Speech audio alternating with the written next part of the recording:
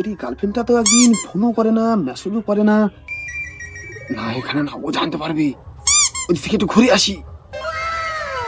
এই কি হয়েছে? আমি জমি দিক থেকে ঘুরে আসছি, তুই বাড়ির কাজকর্ম সেরে নে। কিপটে মালটা গেল রে। আমার ভালোবাসাকে একটু মেসেজ করে নেই।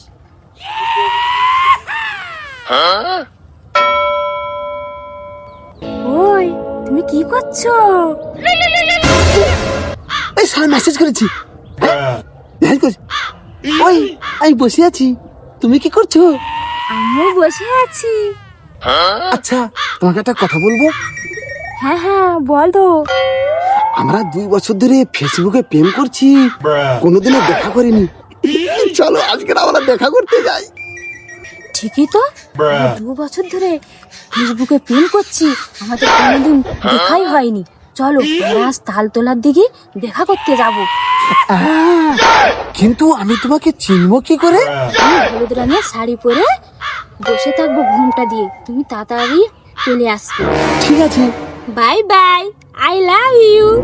I love you too. এই বাড়ির কাজগুলো সারা হয়ে গেছে, আমার কাজ আছে, আমি কলকাতা যাব। তুমি রান্না বান্না করো। আমারও কাজ আছে, আমি মালঞ্চ যাবো কেনাকাটা করতে। ঠিক আছে, ওই বাড়ির নিচে 500 টাকা আছে, নিয়ে এখানে কাটাই যা। ঠিক আছে। কোথায় যে আছে, কেমন করে খুঁজি বলো তো? বলেছিল হলুদ শাড়ি পরে বসে।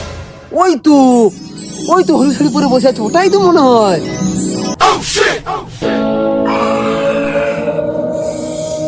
বলো তো আমি কে? কে আবার?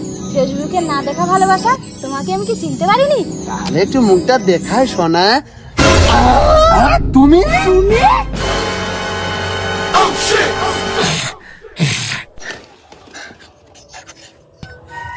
এতদিনে তাহলে আমি আমার বউয়ের সঙ্গে প্রেম করেছি। ও তাহলে আবার একটা ফেক আইডিও খুলেছে। তাহলে আমি আমার বরের সঙ্গে প্রেম করছি?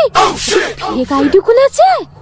এর কিছু কারণ নেই, ও প্রেম করেছে, আমিও প্রেম করেছি, আমরা দুলোকেই সমান দোষী। এই বাইরে এসো, বাইরে এসো। ঠিক বন্ধুরা, আমার মতন কেউ কোনোদিন ফেসবুকে না দেখে প্রেম করবেন না। তাহলে আমার মতো দশা হবে।